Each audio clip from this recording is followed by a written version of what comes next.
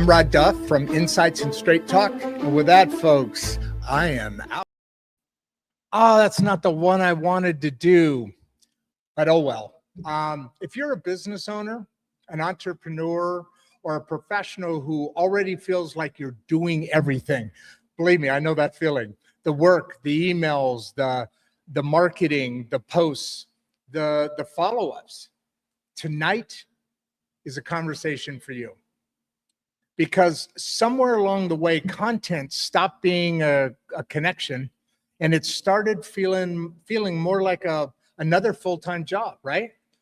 And here's the quiet truth most people won't say out loud. You don't actually need more content, right? You need better leverage. Welcome to Insights and Straight Talk with Rodd Duff and producer Barbie, a show made possible by community support and partners who believe honest conversations still matter. This program exists because of people and organizations who choose to invest in clarity over noise, including our national and our local sponsors. Now, for instance, the Mangum City Library, sitting right here, the Regeneration School Project, Voices at the Table, innovation partners like Leaf Labs. Those folks are awesome. These are not logo placements. These are values placements. Now, let me ask you something honestly. How many great ideas have you had that never made it past the head? How many insights, lessons, or stories could help someone else? But they got buried under, I'll do that later, or I don't have time, or I don't even know where to get started. That gap between what you know and what the world hears is where most people, hold on, I just turned on my sound. Where was I? Is where most small brands, well, that's where they quietly stall. And that's why today's guest matters. Jon Goehring has been telling stories for a living since way back in college, not as at a theory level, not from the sidelines, but inside the real machinery of media. What am I talking about? Radio, podcasting, right? Voiceover, teaching, building a business. A business. A business helping other businesses figure out how to actually be heard. And what Jon figured out long before content repurposing became a buzzword is something most business owners still miss today. Your voice is not a liability, folks. It's an asset. Audio isn't extra. It's foundational. Because when someone hears your voice, not a headline, not a caption, not a optimized phrase, an algorithm, but your voice, you know what happens? Trust forms faster and connection lasts longer. Authority feels human, right? Most people think podcasting means more work, more equipment, more pressure, more chaos. You know what? Jon flipped that equation. What if one conversation, this one, could fuel weeks of content? What if showing up honestly replaced chasing platforms? What if consistency came from rhythm, not burnout? That mindset is exactly why sponsors and supporters align with this show, because Insights and Straight Talk isn't built on hype. It's built on usefulness. Our sponsors don't fund talking points. They fund conversations that help families, professionals, and communities think more clearly, especially in a time when clarity feels scarce, right now. And that matters right now because we're living in a moment where everyone is talking. Very few are being heard. I got to quit doing that. I keep turning on hold on. where no one's being heard, where noise is rewarded, depth is rare, and speed replaces wisdom. Yet people are starving for real connection. They want to hear someone who's lived it, built it, maybe failed, adjusted, and kept going. Jon brings that perspective, not as motivation, but as craft. With an academic rigor from the Newhouse School at Syracuse, combine that with real-world experience, helping hundreds of brands, he understands both how stories work and why they matter. So today's conversation isn't about tricks or trends. It's about sustainability. How do I build a brand that doesn't depend on exhaustion? How do I show up consistently without losing my life in the process? How do you turn lived experience into something that serves others and still serves you? And before we go any further, let me say this plainly. If you value these conversations, if you believe independent media, community, rooted education, and honest dialogue still matter, the simplest way to support this work is by subscribing on our Substack, insightstraighttalk.substack.com. Your support keeps the lights on, it keeps the mics live, and it funds projects like Voices at the Table and the Regeneration School project right here in Mangum. And it helps us scale these ideas beyond one town, no algorithms, no scripts, okay? Just real conversations supported by people who care.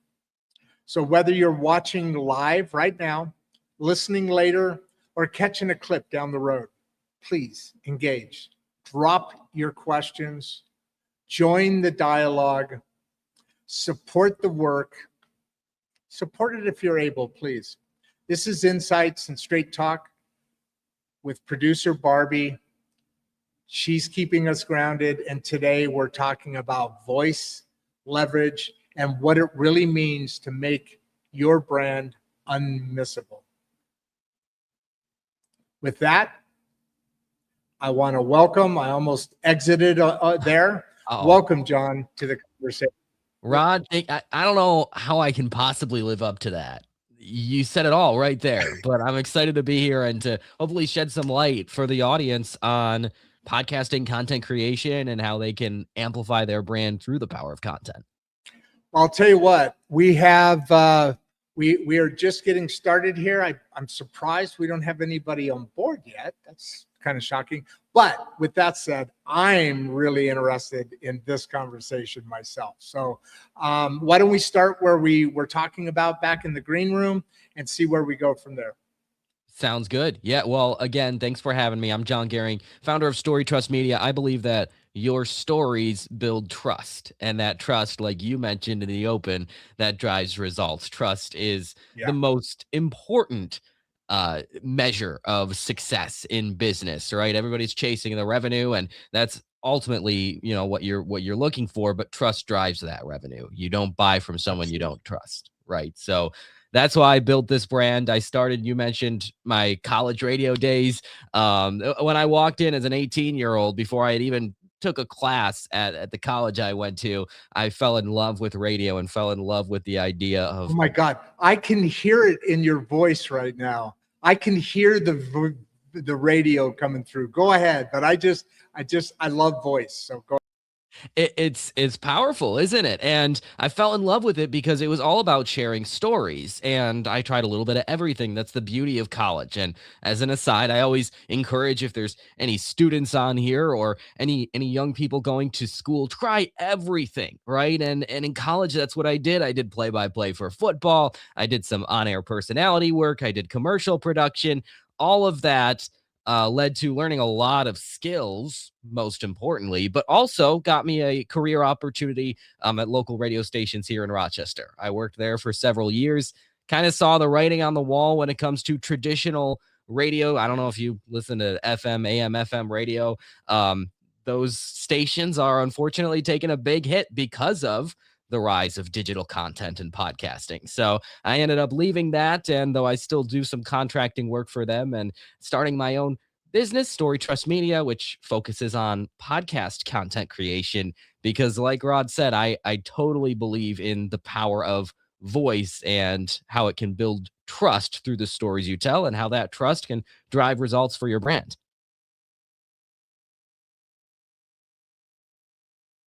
And I thank you again, Rodd. I really appreciate the opportunity to be on. Oh my God. What did you do I'm there? off. I was waiting. I am off today. I am off. I know you set me up perfectly, and I started talking and didn't realize I was still in the green room. I'm chatting away to you, and then I'm like, I see the look on your face. I'm like, oh Jesus Christ, what did Like, I do? uh-oh, did we lose you? I guess it's my show now. I gotta run this whole Yeah, thing. you're gonna take it over there, brother. What I was saying is I totally get the whole storytelling and the voice and that connection. As a matter of fact, I'm trying to hook up with a local AM radio, radio station here in Greer County that'll run this site simultaneously, because, like I said, we do Facebook, LinkedIn, YouTube, Instagram. But I would love, and I write the column in the Substack, and it all kind of meshes, right? It kind of, that message continues on. But I would love to bring a radio station into that. That would just be beautiful. Great story you had there. What kind of, I said I wanted to kind of get into a little bit of your background, as well as those services, because honestly, I'm also selfishly interested in what we're doing, and kind of base our conversation off of that grounding point. Sound fair? Sure. Yeah, absolutely. Yeah. So Story Trust Media, we talked about a little bit about my background. When I started Story Trust Media, I knew podcasting was the future, right? And the podcasting space, there were already a lot of podcasts, but not nearly as many as there are today. There's 4.4 million podcasts out there today. Many of them are really, 4.4 million. Wow. Can you believe that? Wow. The problem is less than half of them have reached 10 episodes. So I'd say you're 400. What? You're doing pretty well. You right now, this one right now is episode number 450. 450 episodes. Congrats. That's a milestone. Congratulations to you. It is a milestone. One of them. You've been here for all of them. So every single one of them. Well, but you know what? It's also very fun to do. You know, I know in the opening, people have, and I hear this periodically, or actually quite a bit. I hear that, you know, as far as, you know, it's anxiety. There's a lot of work to do and so forth and so on. But, you know, I built a machinery business over 30 years, and producer Barbie always tells me I did that out of ego, because I was building this business. We had 30, 40 people plus other contract workers and this and that going on. But this I'm doing out of love. I mean, I really enjoy doing. So it's a labor of love, but it's not labor. It's really, actually, I'll contradict my own words. It's actually very fun to do, at least for me. Fun labor. Imagine that. It's possible. But what's the old saying? Find what you love and call it work. Yeah. Doing this actually drove me away from the machinery business, because I did some of these when I was doing that. Well, there you go. And you impact so many lives too. That's the power of podcasting is, no matter what the topic, you find a niche, you find an audience who can value from your content.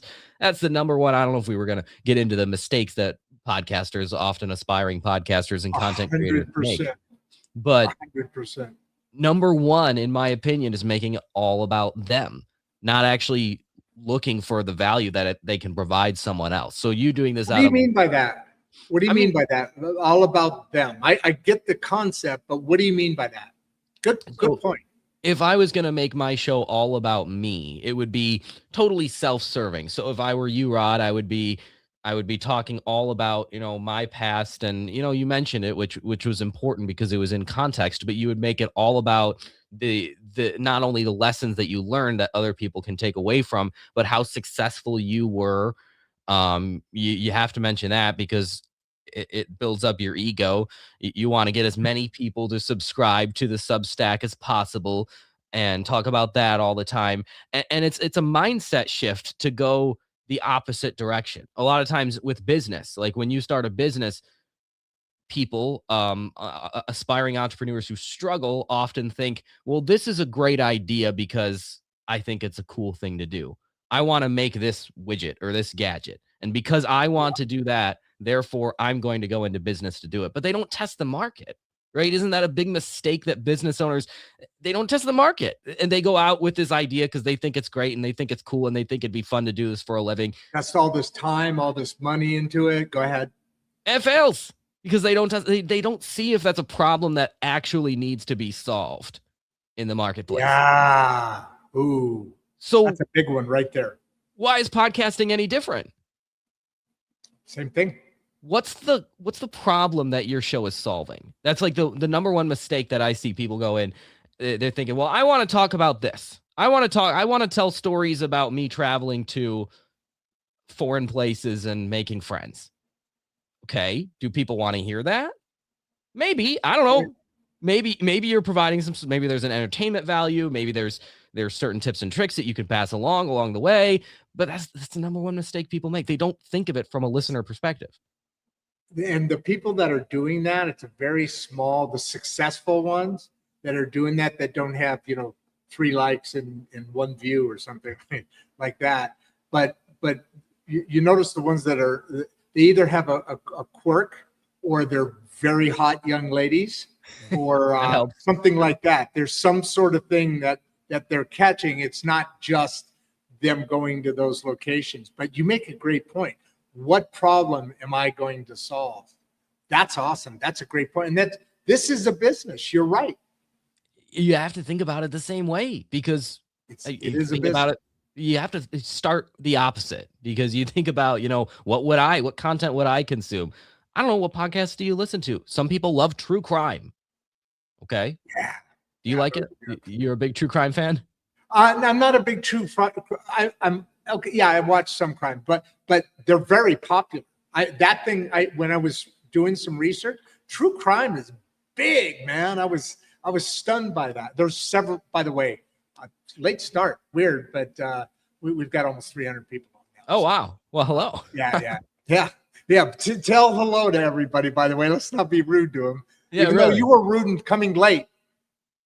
What are you talking about? Them. Oh, exactly. I was like, I think my audience and I, you'll see, and you've probably seen it at some shows. They're very active. They're very obnoxious. Like if I'm late, that's probably why they probably left and boycotted me for a minute or something. Because we were late. Yeah, exactly.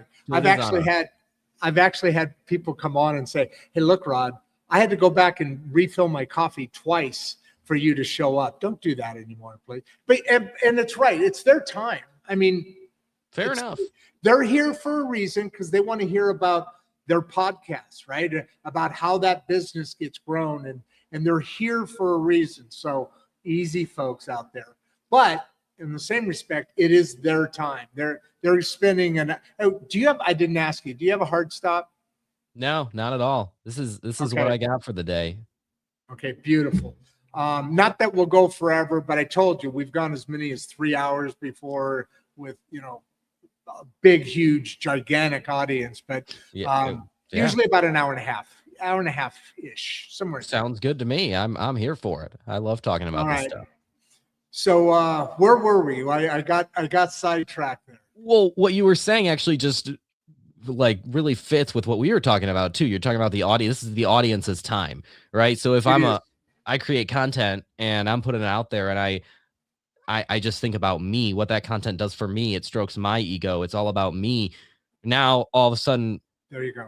Like, but no, what's the purpose of that content? You always have to think of it from the opposite perspective. What problem does this solve? What value am I providing to the audience?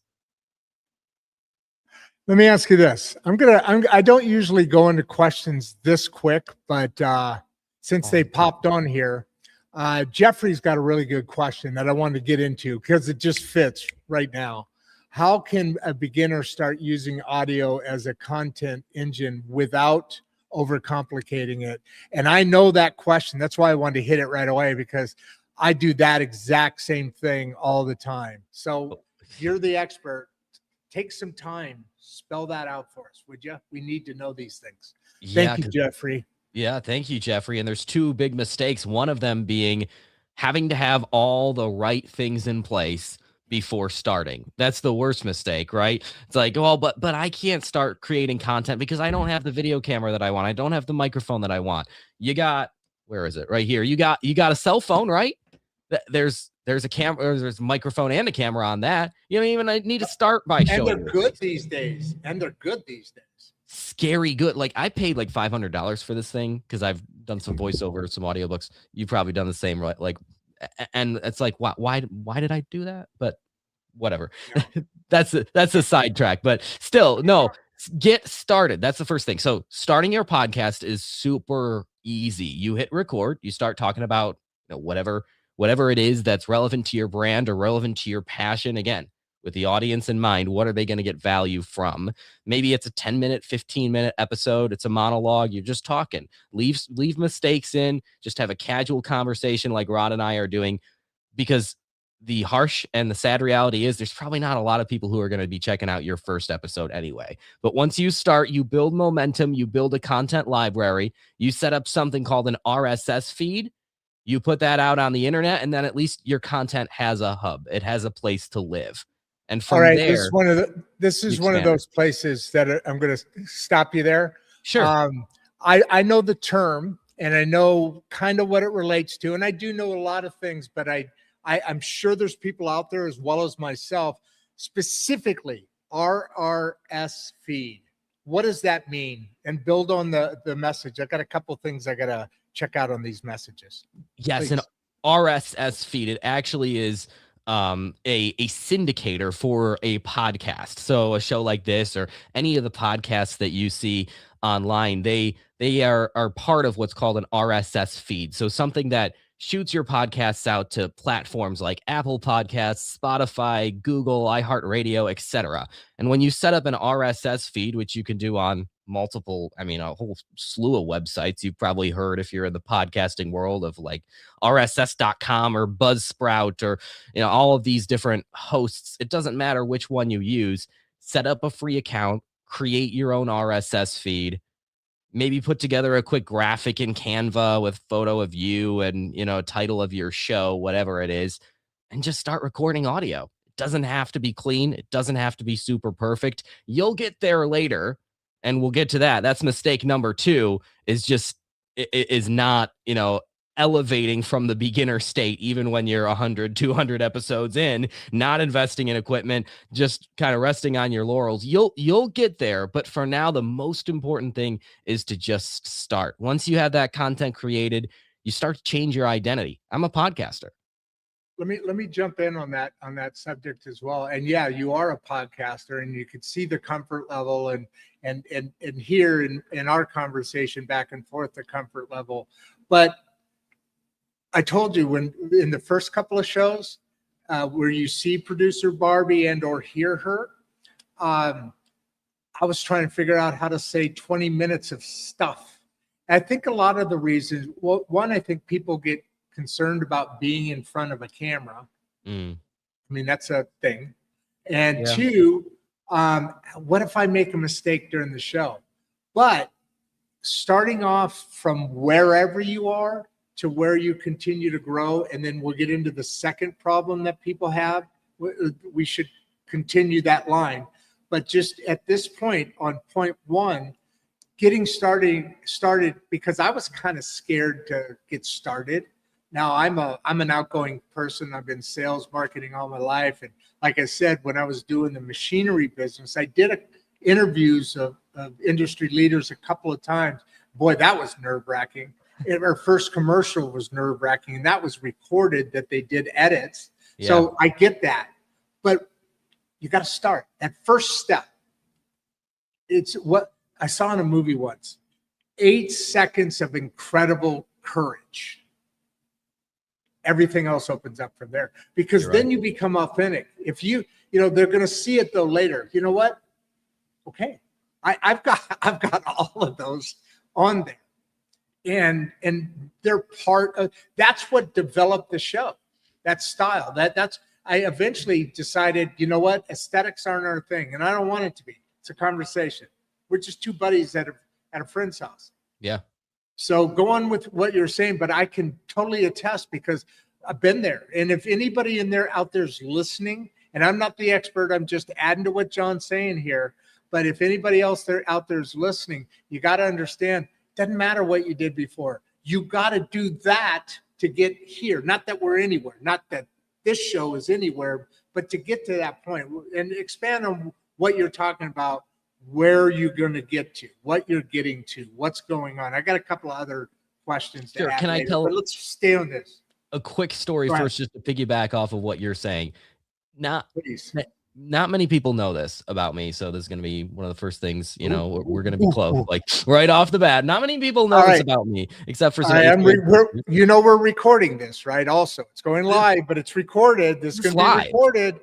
My wife doesn't live. Okay. Let's do it. All right. Talk to me, brother. Yeah, you said that, you know, I look comfortable and all that, and I appreciate. Thank you for the compliment. Very much. It was May of 8th grade. Rough time. Okay. I got one of these. May of 8th grade in social studies class. I was doing my first ever solo presentation in front of anybody. I believe that as kids in school, like, you got to learn how to public present. That's really important. It took me until May of 8th grade to finally have an assignment to do that. I did not sleep the night before. I went to the bathroom just before it was my turn to talk, vomited all over the place. Went back into the room, shaking like a leaf. People are starting to giggle, chuckle in the corner, laughing like, who's this moron? Who's this guy? And I delivered a god awful presentation the first time I ever did it. Nobody realizes that people who are most comfortable in front of cameras and on microphones, they went through that too. You talked about that, the concept of 8 seconds, right? And this is actually biological. And I don't know the human body super well, but I do know that the stress response is something that is a real physical reaction that we have. But 100%. The nervous, it doesn't last forever. It cannot. It is physically impossible to be in that heightened state of anxiety forever. So if you just keep doing it, the more you do it, the more comfortable you're going to get at it. And that's just like cliche ever. Oh yeah, the more you do it, the more you're going to get comfortable at it. It's what everybody says, but it's true because the stress response does not last forever. You know why everybody says it? Because it's 100% true. That's right. Yeah. And then the beautiful thing is, go ahead. When you're done, when you've finally reached that point where you feel comfortable and you're through that point, the amount of satisfaction that you get from overcoming one of your greatest fears, because public speaking is often said to be feared more than death. It's one of the greatest. I think it's number one. Is it number one? I thought it was up there. I think it's number one. It's in the top 5 for sure. The satisfaction is the greater the fear that you overcome, awesome. The greater the satisfaction you'll get from overcoming it. So doing that alone is worth, and that's only one kind of side story. So go ahead, Rodd. I didn't mean to interject that. No. Please, I was going to have you go on, but since you gave me a break, I'm going to interject my own story because mine's later in life. My first real sales job was with Minolta Business Systems. Okay, Minolta copiers. You've heard of them? Yes. Okay, so they used to do word processors, fax machine. This is back in the 80s. One of my first my first sales job. And so I was a salesperson, right? I have a sales job. It's out in Simi Valley, California. And in the training program for this sales, because I was 20s, early 30s, maybe late 20s, newly married, responsible and all that stuff. And during the training program, we had to, towards the end, we had to do a presentation They sold word processors, and I already said that, fax machines and copiers. Yeah. We had to present the equipment. We had to do a presentation. And they were filming it in front of the people we were in the class with. My very first ever that kind of thing. I literally sweated so hard it came through my shirt, like I was dripping sweat. My back, down the middle of your back, that Oh streak. yeah. Oh. And these are my associates. I ended up, getting comfortable after a while. But I mean, you're right, absolutely. That first time, that second time, that 10th time, but now, and it's a weird thing. I hate reading public speaking. I'm not good at that because I'm afraid I'm going to miss a word. So that's why I do the live thing too. May as well, right? There's some lessons there somewhere. There are, and that's the beauty of going live is that, like, sorry, you'll just screw up. Like, if you screw up, you got to move past it. And that's the other thing, a big key that a lot of podcasters have a hard time with when they're just starting out is, well, what if I screw up? Well, you don't have to go live your first show. You probably shouldn't. And let's be honest, most of the clients I work with still don't do a live show. And that's because they want to make sure that they get the edits and they do all that. Yeah, they want it. Do you know a percentage? I'm curious. Because a lot of people don't know we go live. It's one of the reasons I have trouble with timing. Thank you for showing up early, but usually people show up right at the time because, oh, this is live. I'm like, I got to get the show better known just so the guests know that it's live. Yeah. Really important. What's the percentage? Or is there? Do you know? I'm not sure exactly about the percentage. I know it's small. My clients are 90+% recorded. I'll tell you that for what, small sample size, but that's my clients. I think a live show like this is underappreciated because of the live engagement, like all the great questions that we're getting here. See all the questions? Look at this. I need Hold new on, glasses. let me scroll it up and oh, you can only. Yeah, well, no, I'll click them on the screen. Like, for instance, no, I want to skip that one. Hold on. You already answered this, Damien. You already answered this, but here's obviously somebody who's like, oh, okay, what equipment do I need? What without over investing. And like you said, you could literally use your phone, but can you spend a minute right on that and just build out what you were already talking about? Yes, use your phone to start if you don't want to invest in any equipment, because quite honestly, a lot of people think laptop. Yes, what about laptop versus phone? Internal microphone on a laptop. If it's a Mac, right. Especially Macs. I'm not a Mac person. I actually don't personally use Macs, but Macs I don't like Mac. You don't like Macs either? Mac. No, my producer Barbie is a Mac all the way. And about 30 years ago, I jumped over to whatever. Windows PC. Windows. Yeah. Thank you. Yeah. The other one. It's just bad. I don't know. Especially the phones, because the Mac phone, the OS is very simplified. It's, you can't do much with it. It's not very smart, although it's brilliant because let's face it, Mac fucking blew it up. I mean, and they got great stuff and production and all that's way better. I agree. Yeah.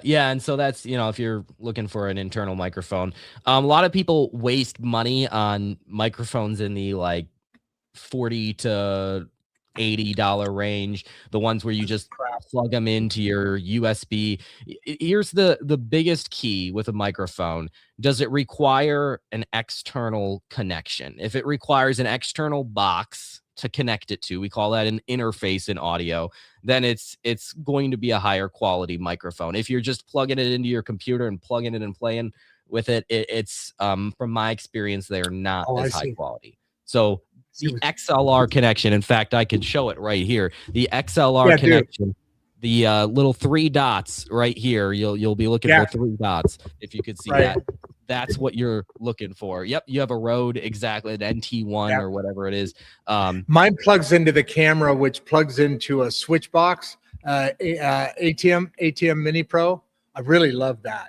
Okay, yeah, that's I haven't heard of that box in particular, but that's exactly what you want. That processes the audio, and that's the key to eliminating background noise, etc. So all that to say, all or nothing. some people think it's just a mindset of, well, I have to invest because like, I don't know, like I Good won't be point. legit if I don't. But you really don't have to invest. In fact, better to not spend anything and use your internal microphone than spend $50 on a crappy mic that actually doesn't even sound as good as your phone or your laptop's internal mic. So audio quality in podcasting, not the super most important thing. You have to be able to be heard. You don't want to be distracting. That's the important thing. You don't want to be that guy who's got like bad audio. You don't want to distract from the conversation. Now, if you're recording Okay. an That makes audiobook, sense. an audiobook or something, higher quality than that, yes, you'll want a higher quality microphone. But for podcasting and just getting started out, use what you have. If you don't have a budget, use what you have, and then only invest when you're truly ready to invest in something worth investing in. And that would be a mic with an XLR connection, a camera that has at least 1080p capability, if not 4K. That's what you're looking for. Go all or nothing. That's my suggestion. That's an excellent point, because there is some investment when you get to a point. I did it the opposite way, and which was a bad way to do it, but I did it because I had a machinery business that I used this within for the marketing of, and eventually that stole away me from the machinery business, but it. Oh, hold on. Before I talk, I wanted to use that to bring in Bradley's thing here. But I made Bradley a promise like freaking year ago. Every once in a while he shows up, just every once in a while. But he's got a cool name, so I remember it. And so I promised him. I said, Bradley, anytime I see you on here, I'm going to give you a shout out. Bradley Pomp, shout out. Great comment, by the way. Why don't you read this one? You can see that, right?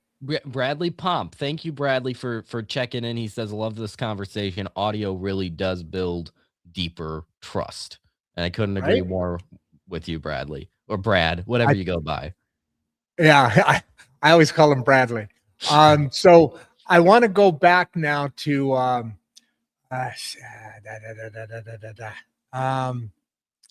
why don't you go on to your there were another couple of points, because there's a couple of them I want to adjust in here so that they match up a little better.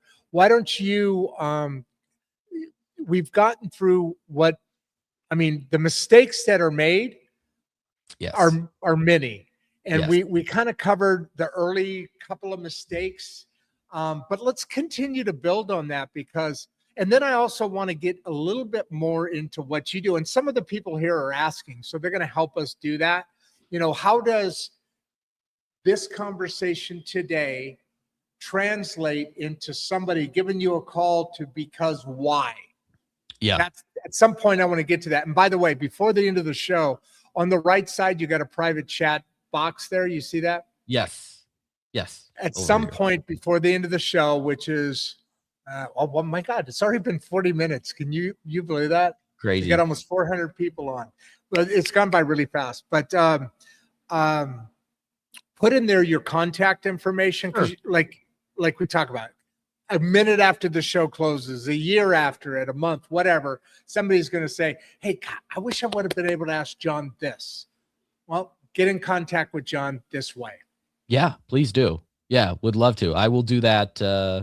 When you're talking, how's that? Perfect. That'll work out just perfect. I'm going to experiment on something right now, just as a test. Click it. Click it? Supposedly,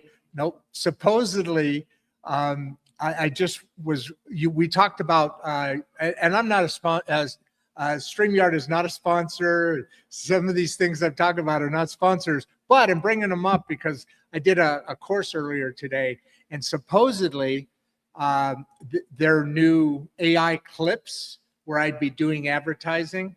All I got to do is say, click it, and 30 seconds earlier to go back and I'll click that out and I'll be able to use it as an AI clip. Wow. That's cool. That's pretty cool. All right. Now go. Time. Yeah. Wow. Oh, big time. Yeah. They already have AI clips. I've started using them because, with sponsors and that we've got to do more and more stuff, Yeah. which is good because it's spreading the word. And that's what we're here doing. We're solving a problem for the great American middle class. Click it. That's right. All right. Now I'm going to see if I got 2 clicks back there somewhere. All right. I hope it We were works. talking. I hope it. Well, I know it'll work. I just don't know if I've set it up or not. I was trying to get that through the seminar today, but I didn't have time to get to it because I wanted this conversation. I wanted to prepare for the most. So going with some of the additional mistakes that people that make when getting into podcasts, because I'd like to know too, because I guarantee I bet you I've made at least most of them or a bunch of them, right? Well, that's what we call the ignorance tax, right? You got to pay your ignorance tax to learn those It's mistakes. a high tax too. It Yeah, can be it a high sure is. tax if you don't have an expert that's helping you get around those things, right? Yes. And after 40-ish years on this planet, you've been able to, imagine how many mistakes you've been able to make. It's amazing. And after 27 years on this planet, You're trying to call me 40 again? I assumed you were, right? Go on with the mistakes. Okay. Anyway, I love you, bro. Not to get sidetracked, right? So we like to put these mistakes into 2 different categories, right? There's the equipment mistakes. Already talked about 2 of them. Overcomplicating things before you start.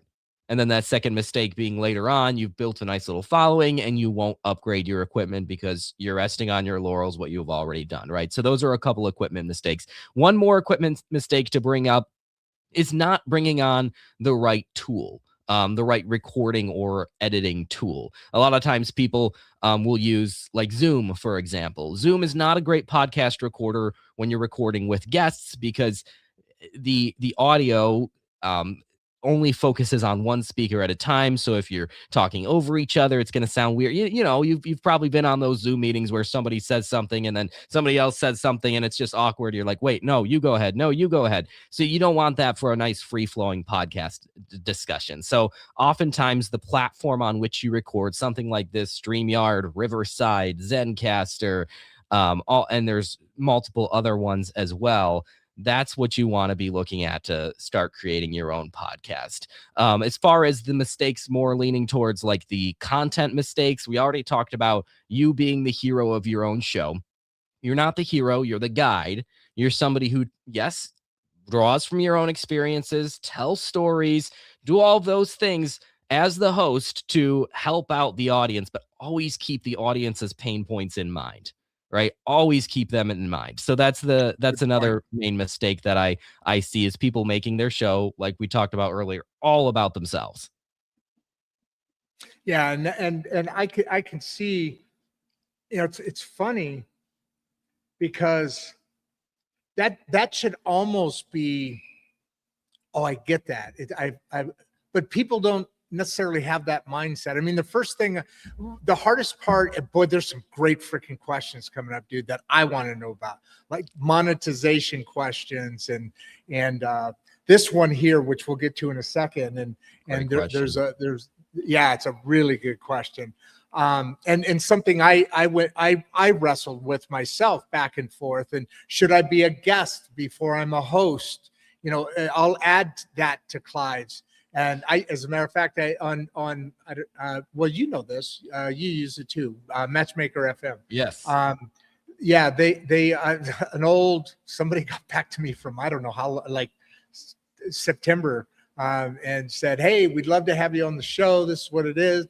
I'm like, yeah, no, I don't need, but I was trying to figure out, I had no idea. I knew business, I know sales. So I figured I could figure this out pretty good. Pretty easy. I mean, I built a business over 30 years, right? So I went into this not realizing this is a whole different industry. I got to figure out what my message is, what my product, right? That's the thing we're doing is a product, right? Yeah. If we're going to call it a business, it's a product. We are fixing what we are creating a solution for somebody. That's the product. So going through all that setup to Clive here, do you recommend solo podcasts or interview style shows for authority building? And and I'll add to that, do you recommend going on other podcasts? And if you do, I'll raise my hand if they're interesting people like you are, Jon. Why don't you address Clive there for me, would you? Great question, Clive, and thank you It for is. asking that. There are really three different types of podcasts that I like to think about. One is a really underutilized type of podcast, and that is a podcast that someone starts just because they're curious about a topic. They want to learn. They want to get as much knowledge as possible. I was on a podcast a couple of weeks ago called How Do I Make It Big? I thought, I was like, well, wow, like good for me. I made it on that podcast. Wow. I was a compliment, right? But it was a 15-year-old kid interviewing Wow. successful people. I've never seen a 15-year-old kid start a podcast before. In that case, you want interviews. Obviously, you're looking to learn from as many people as you can. The second style is kind of the opposite, where you're really just looking to build authority as build your own personal brand. And for that, oftentimes in most industries, solo podcasts are the way to go. Now, solo podcasts usually should be shorter than interviews, right? You get sick of hearing the same person over and over and over again, right? You want those to be around the time of, say, an average commute, 25, 30-ish minutes. But those are good for building authority. The third type of podcast is my absolute favorite, and that is where you mix and maybe swap, maybe about 50-50, those interview style episodes and those solo episodes. And the value of that for the podcaster is that you get the best of both worlds. There's so many benefits of solo episodes because, well, you're establishing yourself as the expert in a field. So if you're looking to grow your brand and maybe, get results for your business through your podcast, people need to know who you are and need to like and trust you. And you can't get that as quickly in an interview style than with a solo. However, you want to mix those interview style shows in because you're not the expert on everything, and delivering that value to your audience. Again, it's not all about me. It's not all about feeding my ego. Delivering that value to your audience actually serves them better than you can serve them with just solo podcast episodes. And then the other benefit to those interview style shows is you magnify your audience if you do it right, by helping those guests that you have on, by sending them some clips, by getting them to promote your show too. And now all of a sudden you've grown your audience because you're borrowing their audience as well for the promotion of your show. And then you may get more people into your audience. So ultimately, if you're not sure what to do, I recommend starting a podcast. Have a guest, your first episode, and just have a conversation. Just be sitting around like Rodd and I are doing. That's it. Record it, post it. Will it suck? It might not, but it might. And if it does, that's okay. You've got momentum, and now you're going to build off of that. Yeah. The other aspect of having a guest, I've actually had this a number of times, and it's kind of cool. At least in StreamYard, they can stream to their audience at the same time you're streaming to yours. So then you also get, and it's cool because the questions will come up from different, like sometimes I'll get people from Facebook or from X or something. Well, yeah, I've never got one from X. Instagram and Facebook, and those emblems will show up, so you know where the guest is asking the question from. So that's kind of cool to do as well. I do both. I have a Friday open mic. I think we talked about it real quick.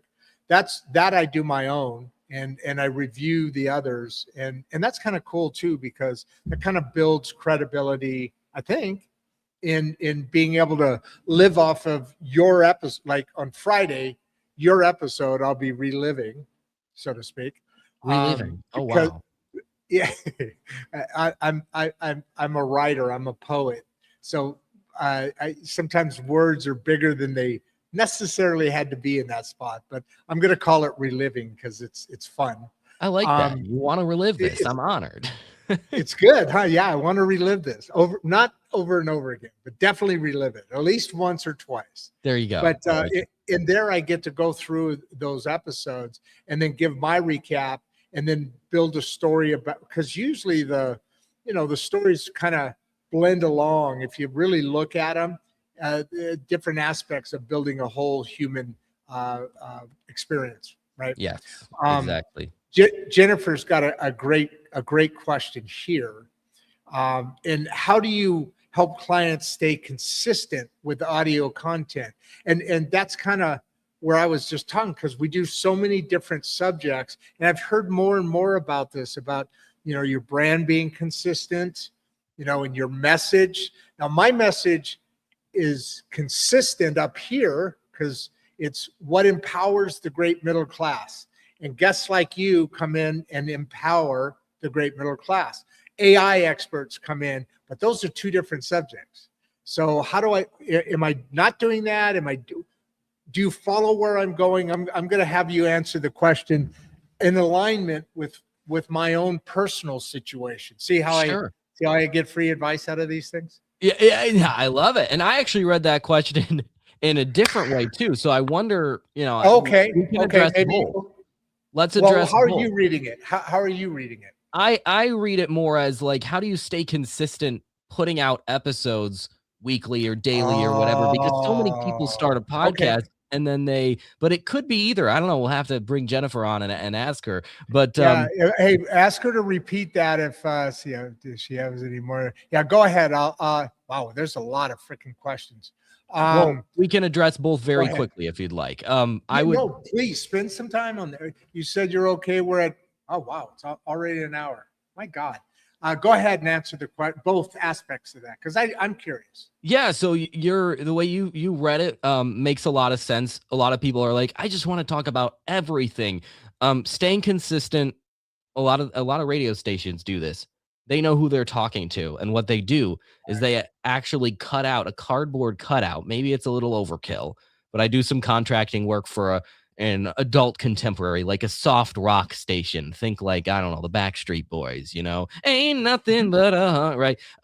They cut out this picture of like a 40-year-old woman who is like in that target market, right? And she's just creepily standing across from where the host sits at all times. And yes, it's creepy and weird, but what it does is it reminds you that, number one, you're talking to one person, because that's huge with content creation. Number two, who are you talking to? I'm talking to this lady. I'm not talking to the boys. I'm not talking to the boys. I'm not going to talk like, hey, dog, what's up? Like, I hope y'all are vibing today. Like, I'm not going to talk like that to this 40-year-old lady. I'm going to talk kind of like I talk to my mom or my older sister or whatever the case is. So know who you're talking to. That's how you stay consistent. If you're talking to entrepreneurs, talk in the language that they talk. So it's good to cover different topics, right? You don't want to stay in one niche. That's why you bring guests on from all over the place, right? But be consistent in who you're talking to, and that's how you build a consistent audience.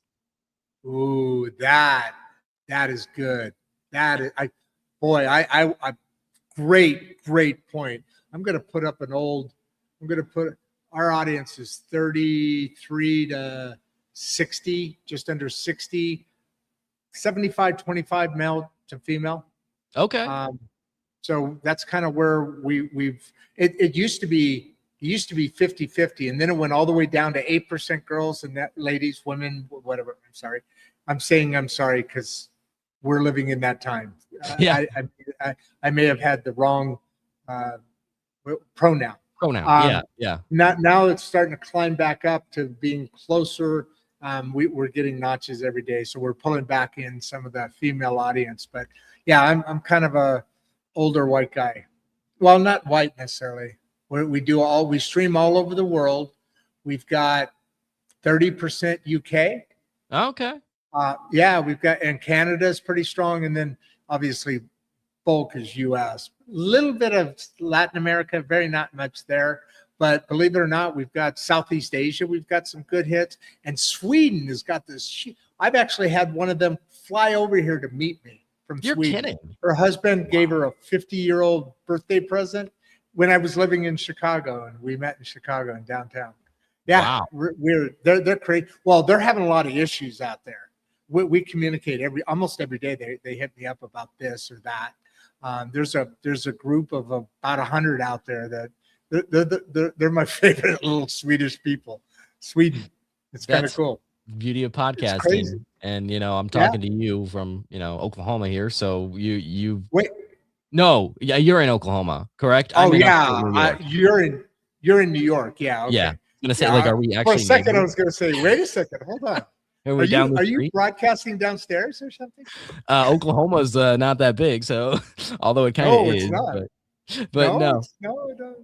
Um, I've lived in California. Oklahoma's not uh, that big, but it's I right by know. Texas, which is really big, which is where That's my grandkids live. hook 'em horns. Yeah. So Right. to just briefly address the other, interpretation of this question, because it's a big pain point for people. They're all gung ho Yes. about it. They're like, let's go. I got this podcast idea. I'm gonna do this every week, 3 times a week. I'm fired up to do my show. And they do it a couple times and it's really, really good. But then the burnout comes in and then, you think, do I have to do another episode? The content ideas run dry, all of those things, right? So how do you stay consistent with it? It's all about batching. And this is why most of my clients don't do live shows. And many people in general, they don't want to do live shows because they Correct. want to batch That's the record. hardest part. And that's why, because Rodd, you better be, you better be awake here at, 4 Central time. You better be on top of your game, mentally sharp. And if you're sick, I'm sorry, like show must go on, right? So that's the difficult thing of a live show. And that's how I recommend at first. And that's why I don't usually recommend people to go live, at least at first. Stay consistent by batching. In fact, a client that I work with, he's like 6 weeks ahead. He's got like 6 weeks of content recorded. And that way there's no pressure. He can let that creativity flow, not from a needs-based place, not from a place of like, oh my God, I got to record something like because it goes out in 2 days, but from a let the creativity flow. And as a result, he creates higher quality content and he stays consistent, which already puts you in the top 25% of podcasts across the world. If you can just stay consistent and release an episode once weekly, you're already in the top 25% of I've heard podcasts. that. I've heard that that's the biggest thing is in that consistency. Yeah, and you're right. I did read that totally different. The consistency of having content, it's like and that's an algorithm thing, but Yes, also, I relate that part of it to my sales background, where in sales, I used to say, you're never going to get a sale unless you touch somebody. Yep. At least 9 times, 9 to 12 times is what the numbers kind of say. And touching could be an email, could be a phone call, could be a message left. It could be, hey, I saw this thing. I'm sending you a note. I thought you might like this. And in this case, it's touching that audience that you hear it once. Okay. Oh, I listened to him last week. It's a new one. It's an interesting topic. Let me see what that is. Maybe I didn't have time to watch it. Maybe I'll come back to it. But consistent. Okay. That's a whole different consistency. And that's huge. You're right. They're both important though. I like what you said too, because that's really important to have people, consistently, talking to the same person and covering those topics that are valuable to the person. So I'm glad we were able to cover both angles of that.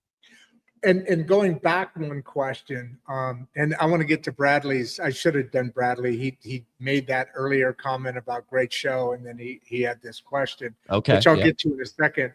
But I was curious about the single or the dual.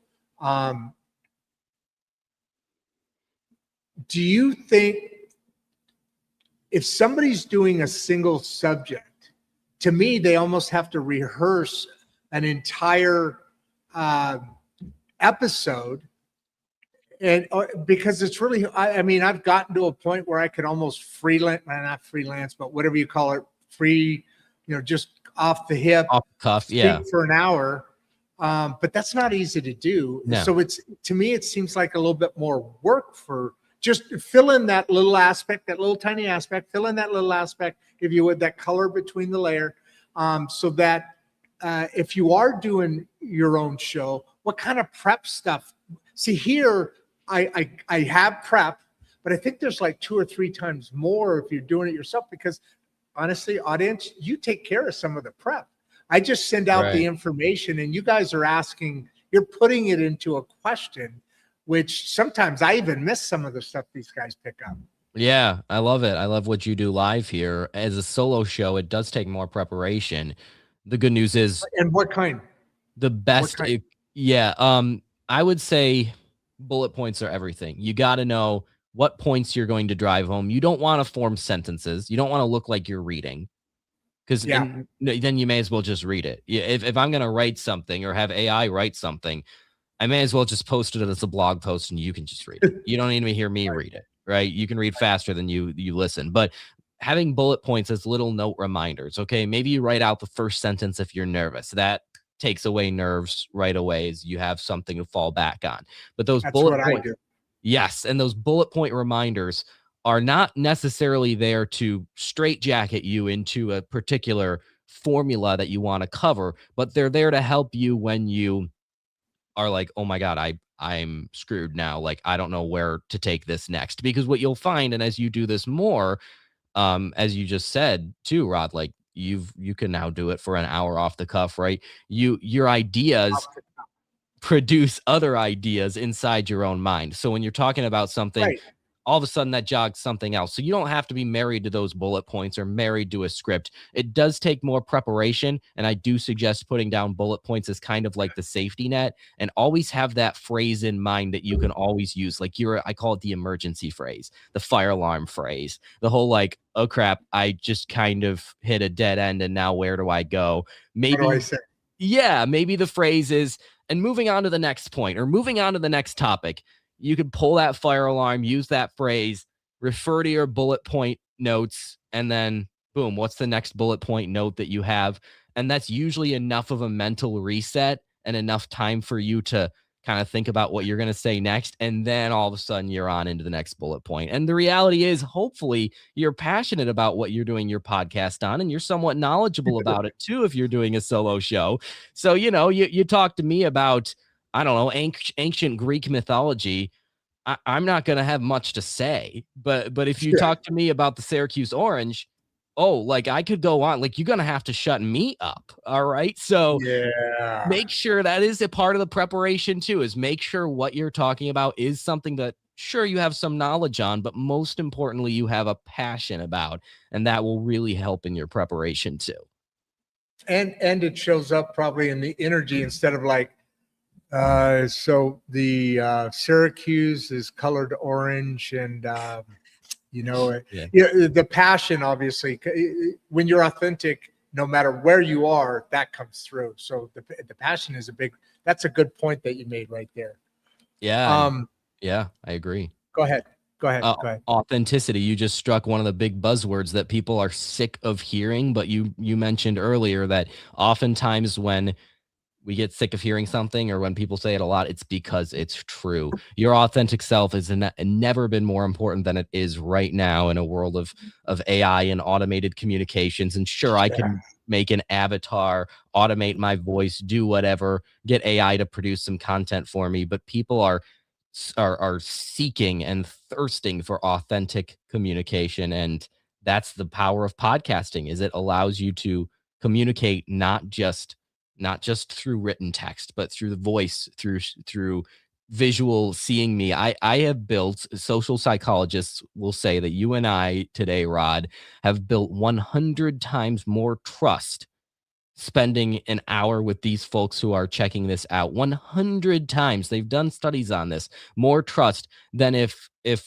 somebody, say Bradley, read a book or read something and spent an hour reading what we wrote. Wow, that makes sense. 100 times more trust. Why? I don't fully understand it. I'm not a social psychologist, but trust is built through the sound of our voices. Who do we trust most as a kid? Well, our mom, our dad, the people who we hear, the people who, sing us to sleep at night, and then the visual of our faces. You could be the ugliest person in North America like me, and the visual of my face will still build trust with you because you're seeing a real person. Yeah, they well, and I can from my sales business back to that aspect of my life. Yeah, no, 100%, because the words that you use. Let's talk about reading a book or an article. or something is only 8% of communication. 8%. Brilliant. 8%. The biggest part of communication is not just the sound of your voice, but the sound of your voice, the inflection. You can talk quieter and start to bring somebody in, or you can bring that volume back up, and you can lean into somebody, or you can lean back. That's where that interaction comes in. 100%. 8% is only the words. So when I saw that about what you were talking about, how important the storytelling is, and podcast only the sound ones, that's bigger. Yes, because you're getting that. But this, to me, is the biggest. Yes. And so let's go to Bradley. I think you read it because you mentioned him in the comments you made a second ago. I don't have to shout him out again, but Bradley asked, what's the biggest mindset shift a business owner? And I think this is awesome because it's so true. And there is a shift that a business owner needs before starting a podcast. We're also going to be shifting back. I couldn't do this as well as I wanted to, but we're going to be shifting back to also monetizing your own podcast. Yep. And who knows, maybe a business owner is going to want to monetize his podcast. Kind of where I went with that, to be honest with you, because I started doing the podcast as what Bradley's talking about. He's got to be talking about that. I assume he's talking about that. I might be wrong, but okay. What mindset do I need? I'm going to do a podcast because it's building my business, and that's part of doing these podcasts too, right? From what So absolutely, I want to go both these ways. So help Bradley out here, would you, brother? Two big mindset shifts for you, Bradley, to consider when you're a business owner. And rightfully so, you need to be thinking of everything needs to be perfect, right? Every interaction with your customer needs to be perfect. You need to deliver on all those promises you make and hopefully over deliver on those promises you make to customers. If you are a restaurant and you're serving a piece of chicken, it better be 145 degrees in the middle, right? And it better taste good. It better not get the customer, the client sick. So that is a useful, that's like the bare minimum, right? Hopefully it tastes good too, but that is a useful mindset to have as a business owner. In podcasting, perfection really is the enemy.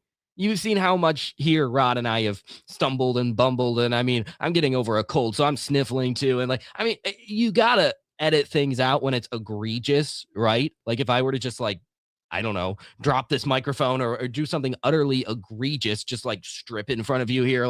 There are times when editing is important, right? Don't get me wrong, but drop perfection.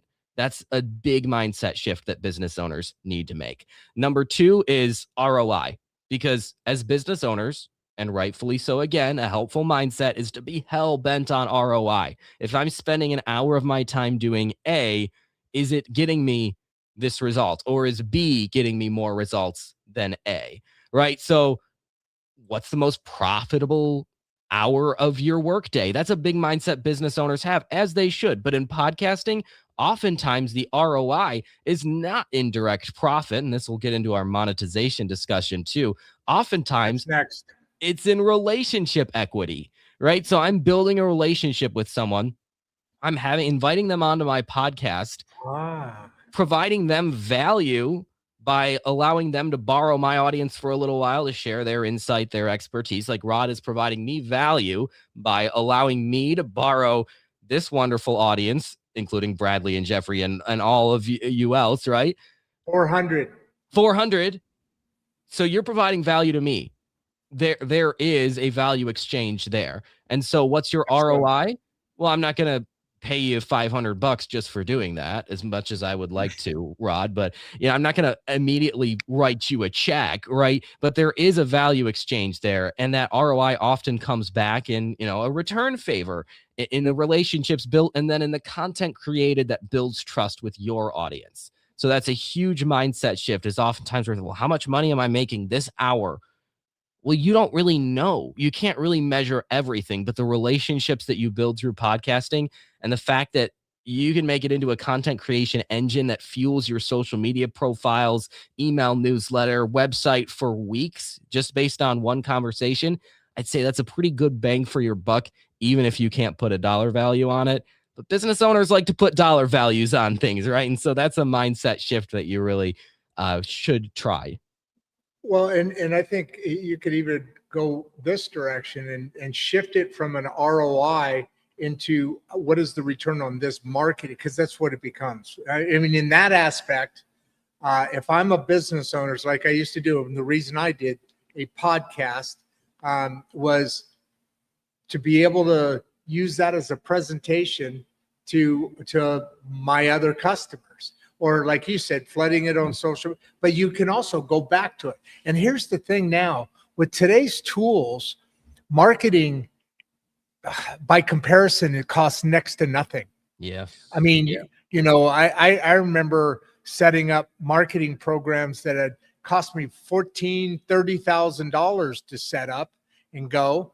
And now those more effective marketing programs take a little bit of time, just like they did then, but less time. But they're also like fractions of a penny per click, per digit, per, you know, however you're doing that marketing. But it costs next to nothing.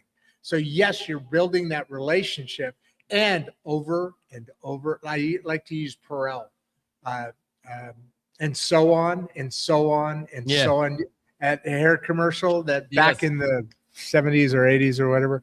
So, you know, building on that, I skipped a couple of questions that I'll come back to, folks. Hang on. Jeffrey had a great question here, but kind of building on the entrepreneur side. And then we're going to, I think, flip over to the monetizing of your own podcast business as well. We're on both sides of the track here, right? So little bit differences in those questions or answers being made. And I'm assuming I'm asking this right, because what mistakes do you see most entrepreneurs repeat with podcasting? So again, I think we're still in that marketing lane. Yes. Well, I used to have a crappy old Santa Fe, Hyundai Santa Fe, got 17 miles to the gallon. It's my first vehicle, right? Beast. That's yeah. It wasn't the 4-wheel drive kind, but it's got 17 miles to the gallon. I got a not super sexy but very reliable Toyota Corolla now that goes 37 miles to the gallon, sometimes more on highways. You know how much less I'm spending on gas? Yeah, and you're like, a lot. Why the hell are you bringing this up? That's what you're asking me. Right. Like, what does that have to do with anything? Well, it's because you get more bang for your buck on your podcast when you repurpose it into an entire content creation engine. And this is the mistake that I often see those entrepreneurs make. Is entrepreneurs, we're busy people, for one thing, really busy people. I get it. I'm with you. We are motivated people. We are idea people. Like, boy, we have new ideas every day, and we want to tear everything down and build everything back up in this new way that we think is going to be better, right? I'm teasing myself here while I'm at it, because I'm the same way. And if that strikes a nerve with you, you're probably an entrepreneur. So the mistakes that we often repeat when it comes to podcasting is we don't allow it to take advantage of its full life cycle. We don't allow it to get its full gas mileage, so to speak. This 1 hour plus conversation now, it can turn into, like I just said before, probably 10 to 15 really high quality clips for social media, for YouTube shorts. It can turn into a blog post, an email newsletter, a graphic that can go out on social media. It can be repurposed into a longer form YouTube video. There are so many ways to repurpose this. And entrepreneurs make the mistake of having a conversation, a podcast. Good. It's great. You did it. It was fun. The audience learned a lot. And then just posting and ghosting. We're done. That's it. That's all I'm going to get out of it. That's like driving my Santa Fe and getting 17 miles per gallon. Use this episode, right? Use this to build more trust with your audience by putting out content more consistently. Develop a reputation with your audience that you're going to be visible every day, every whatever it is, up on social media. And when you do that, you build more familiarity, which is more trust, which drives more results. Entrepreneurs, we want to dive into the next big thing. We're always trying to, chase that new shiny object, but follow through. Do your due diligence. Follow through with your podcast episodes and get the most gas mileage out of them. Yeah, and before we go on, because we're kind of stepping back into my podcast, how do I monetize it? And when should I start thinking about that? Which I have been thinking about it for a year and a half, the day I started. But I just forgot my point. What were we talking about? I want to get to that because there was something there that I really wanted to get. Extending the life cycle of your podcast, getting more gas mileage out of it. Then we're transitioning into monetization, and I see Don's question here. So before monetization, on if you're going through social media, I wanted to jump back onto some of the things that you do. And I'm sorry, I'm not trying to make this a commercial for you, but I am asking because what does that look like? So we're doing this. Let's say we're doing this podcast, and I'm still running my my machinery business. We built machines and sent them all over the country. You're an industry expert, and we're going over this plastics process and the equipment that we use to do that. The shows, we've been talking for the last hour and 17 minutes, and we're going to be wrapping up after a moment or whatever. What does it look like now? That what is going to happen from your aspect? I called Jon up and say, Jon, okay, the one's ready. I just sent it over, or I uploaded it, or I downloaded it, or what's the process? So I always who I work with is those people who are frustrated because they aren't getting the most out of their content, right? So they want to record a podcast and they want to have more content, right, from that podcast. The process then goes, okay, you've recorded it. Depending on the, who I work with, some clients I record live with them to help them with the technology. Some they just upload it to a little Dropbox that I have. And then I take that episode. First thing that's really important is get the transcript for it. You could do so much with the transcript. You can more easily identify clips that you want to take out.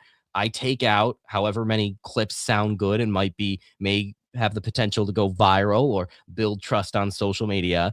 Then I create those videos, vertical format, square format, because depending on the different platform, the algorithms respond better to certain videos. Like what we have here, StreamYard just started this. They call it Mars. Can you see? Do you have two? You have a horizontal and a vertical. Like that is what you're saying. You break it up depending on where it's going out. Is what exactly, because YouTube. Gotcha. Longer form YouTube, they want that horizontal video. The shorts that we're seeing, which are going to continue to blow up, by the way, everybody's going to be doing YouTube shorts soon if they aren't already. Those are vertical. TikTok, vertical. LinkedIn, square. Or like they're different platforms, which is annoying, but true. Different platforms prefer different aspect ratios, we call them.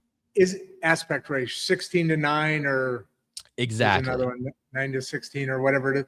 But yes. Also, if you're holding your phone, doesn't that also show up differently, a different aspect? Like that's why StreamYard does it. And I don't know if it screws up the numbers because now I have 2 episodes on StreamYard, which I don't like. I see what you're saying. Yeah. So yeah. Splitting the views, I've actually had people say, which one do I go on to? But yeah. I thought it was all the same thing. But for phone usage, you're getting that one aspect ratio, and then for the laptop you're getting this aspect ratio, right? Exactly. And that's why we're seeing a lot of the vertical format taking off. Like YouTube is really prioritizing the vertical because they're noticing that people are more likely now to consume content on their phones. It used to be, 50-50. We're on our computers and we're on our phones. Now, especially with this younger generation, it's all on your phone. So that's where we're seeing more, TikTok, Instagram, those platforms. Vertical format is definitely the way to go. So when in doubt, produce vertical video. But that's part of what I do is optimize those so that my clients are able to get the boost that they need in the algorithm to show up, right? Because it's looking for that aspect ratio. And then, so you're taking their final product, however it came to you, you're taking that and optimizing it for YouTube in this case, like the horizontal, and then if it's going out to Instagram or TikTok or one of the others, then you have the vertical. Exactly. Yes. And Okay. doing that with the short clips so that they can go in multiple places. Because again, we're trying Oh, to get the true. most Short clip. gas mileage for our episode. And then on top of that, usually I'll create for some clients a quote graphic where, some people prefer, they see a video, they're scrolling right past it. They don't want to stop and watch videos. Some people like a static image. So I also create content just to mix it up so that there's different forms of content for the same episode where, it's a picture of the guest with a Ah, quote over them that really hit home, like that one quote, that one takeaway. And then there's calls to action in the comments of, check out the full episode here if it really stops the scroll and gets somebody's attention. And then some people still prefer to read. So I turn podcast episodes into blog posts too. Not the exact transcript, but using the content in there. And admittedly, I do use AI to help with this because this you is feed it into AI, I exactly. assume, and then do a better polished version kind of thing, I think is what they call it. Yes, exactly. You polish it up so it reads nice like an actual blog post. And then I don't just Right. let AI totally do it. I make some manual changes as well. And boom, there you go. You got a blog, and then I produce an email newsletter too. So it goes for the client on their behalf to share with their audience. So here we go. One conversation that you have, but you didn't just set it and forget it and let it live on some dark corner of the internet on Yeah. YouTube. Now it's everywhere. It's in front of people. People are like, oh, you talked to so-and-so. Cool. You now have clips that you send to the guest and say, hey, I really appreciate if you put this out on your social media too, because that would benefit you. It also benefit me, that kind of thing. So now we're getting more. That's how audiences really grow. People think they start a podcast and people will come. That just, unfortunately, with so many podcasts in the world, is not true. You have to be doing some very intentional things to be marketing your show if you actually want it to make some waves. It's funny you said that because I was thinking of that earlier today. I was walking my dogs around in the middle of the day. I go check out my dogs. Small town, so it's easy to do. But I was thinking about that. This journey that I'm on, that I've been on, and still am on, and everybody in this conversation, it probably is on to some degree. And I that exact thing, build it and they will come. And I was thinking about that. And the only time I think that's ever happened in reality is the movie. Yeah, which isn't reality. Yeah, it's ironic. Yeah, you don't just build it, man. You got to build it, yes, but you got to do this other stuff as well, and you got to get the touches. So how many? I mean, I guess there's different programs. We'll talk about that later, but I'm assuming you do you said this is a couple weeks of content filled out of a single show. Yes. Yeah, it can be We'll up talk. to We'll most of talk my to specific. Oh, sorry. clients. Go ahead. Go ahead. Go I'm ahead. sorry, I keep cutting you off, Rod. Most of my clients are 1 week because they release every week, so we just make 1 week worth of content out of it. But it can be up to a couple, yeah. Okay, so I misunderstood that. So they're doing okay for a guy that does the show every day. How does that work? Great There'd be a question. shitload of content out there. I bet you I'd blow up pretty quick, wouldn't I? I think you would. If you've ever heard of Gary Vee, that's kind of what he does. Gary Vee is this, big influencer, marketing influencer, and he puts out stuff every single day, and not only every hour. Of course, he's got a team behind him doing all this Wow. stuff, and it's I literally would love to every get to that point. hour. Yeah, and it's amazing what he's doing, and it really goes to show that we all like to say, oh, quality over quantity, quality over quantity. To a certain extent, your quality can't be crap, but quantity is important. Like quantity, if your quality is up to where it needs to be, quantity is then important because you could release, one podcast episode a year, and it could be the best freaking episode you've ever done in your life. How are any more people Nobody's going to ever going to actually see it. see it? Not No, unless you intentionally promote it. Not any more people are going to see that than if it was a crappy episode. because the algorithm looks for that. Yes, It that's looks true for too. consistency. I mean, they even tell you that. Like now that I'm doing so much, I'm getting, before when I was just on LinkedIn, let's say, just for selling my equipment and all that and talking to contents and doing all that. But now I'm like this somewhat content promoter, provider. And so you're getting all these information about, hey, this impression, this hit this many impressions, your consistency, keep consistency. They're giving you these tips, and because it helps them too, obviously. Yes. Trading value. So on that subject, Don, I think we're going to step back into entrepreneurship in a minute, but I do want to clip on a couple of these before it gets too late here. And don't forget, put in your contact information in there. Don says, how soon should podcasters think about monetization? Well, I've been doing this for 1.5 years, and I thought about it from before I was doing it. So when should I really start thinking about it? It's starting to happen. We're getting sponsors and all that, and Substacks, a bunch of people are coming on. So, but we're seriously, all kidding aside, Don here has probably got some sort of podcast going. He's going, when should I start expecting some money out of this damn thing? They say a good rule of thumb is 30,000 listeners, viewers, whatever, per month. So if you have, 3 episodes a month, just to make the numbers even, you're looking for about 10,000 per video, per audio, whatever it is, combined on all the platforms, right? So a lot of people think that's a hell of a lot. How am I ever going to reach there? It doesn't mean you can't monetize it before. It just means you aren't going to make any serious money out of it. In fact, one of the best things that you can do when it comes to monetization, route A is, okay, build your audience to get it to 30,000, that key number 30,000, and then contact sponsors, and they'll ask you how big your audience is, and boom, you'll be in because the raw number of people that you're reaching.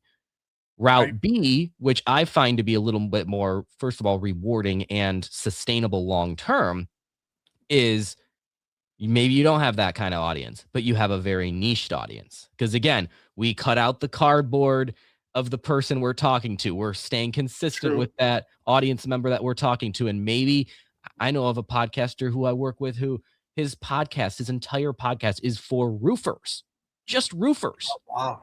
That's his whole, hey, what kinds of, equipment do you use, blah blah blah, like sharing stories about roofing, whatever it is. How do you talk with clients? It's just for roofers. Now he doesn't have 30,000 people listening to him. I don't know how many roofers there are in the world, maybe not 30,000, right? But there's a bunch, and it's niched enough where a company like a roofer CRM system, gotcha, all of a sudden now we have a more aligned promotion for the podcast. So the more niche your podcast can be, the better, because then it won't take nearly as large of an audience for you to get monetized.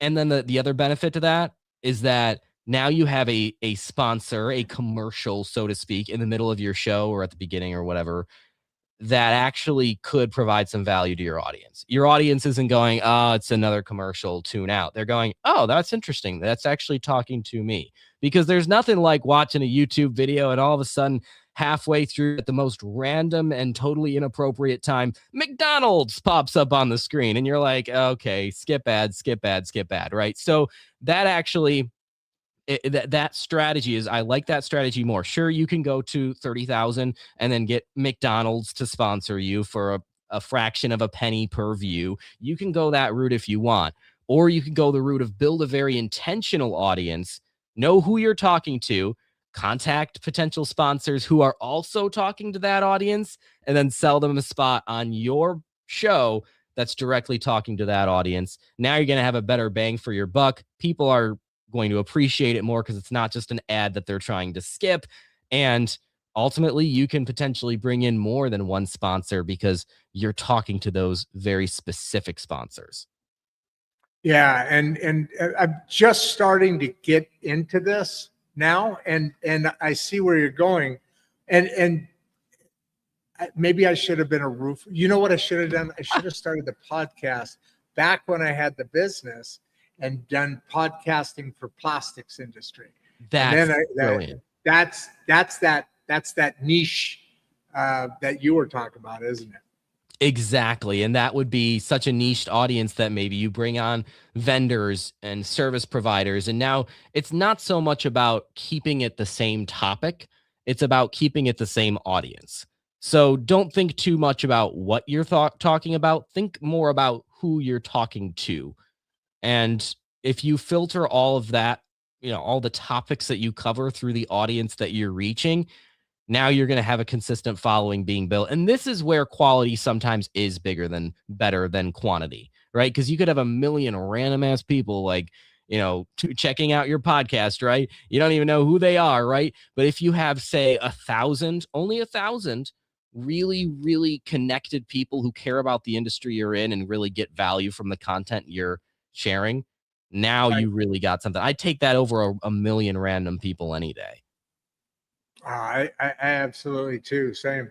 As a matter of fact, at some point, I want to turn back to my plastics industry because we're doing huge, big numbers, and that's a what's called a warm lead, right? That's Yes. the warm lead.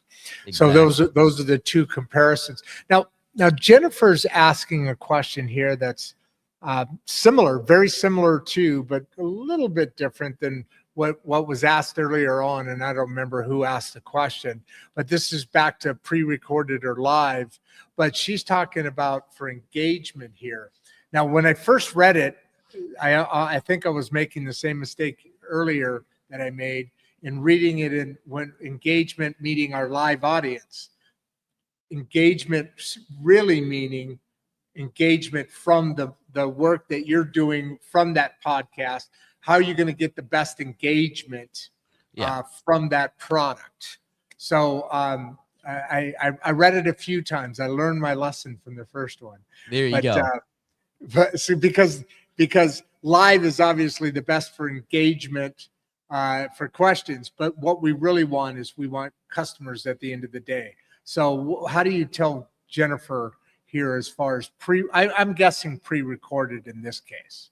In this case, yes. So live audiences do offer engagement in the sense, like you said, that there's more people scrolling past and going, oh wow, there's something about a live button on your feed that just is too interesting, and people like check it out and are like, what are they talking about? They're actually live. This is kind of cool, right? But when it comes to engaging with your audience after the fact, you can build loyal audience members when you have a pre-recorded show, because not everybody can show up to your live segment or will even want to show up for your live segment every single day, right? Except maybe some of the audience members here. I'm not meaning to call any of you out. I'm sure you all show up to this program every day, right? But for a lot of people, having that podcast feed or having that YouTube channel feed and being able to binge these shows is often how a lot of content consumption happens. So that's why I would suggest for that kind of engagement, pre-recorded is good because now it's bingeable, and now you have people who can build that into it's a habit for people to show up to your Spotify feed or show up to your YouTube channel feed and be Right. clicking on whatever it is, the newest episode that was uploaded. So live, you kind of have to hope that they happen to stumble upon it, and that's just not always the case. Well, but there is that other aspect ratio, let's call it. I was saying that because it's cleaner. It's editable. That's true too. Yeah. So it's a cleaner, smoother, and maybe we didn't need that section in there when Rodd was talking about clip it. But the other side of that is you